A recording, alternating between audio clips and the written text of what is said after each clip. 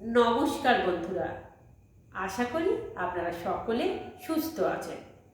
আপনারা যারা সাইড ফ্যাটের সমস্যায় ভুগছেন, এই যে সাইডে ভীষণ ফ্যাট জমে থাকে, ভাঁজ পড়ে যায় অনেকে, তাদের জন্য আজ একটি সিম্পল এক্সারসাইজ দেখাবো।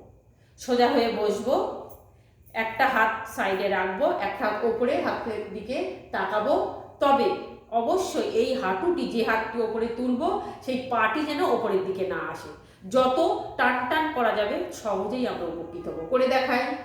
1 2 3 4 5 6 7 8 9 10।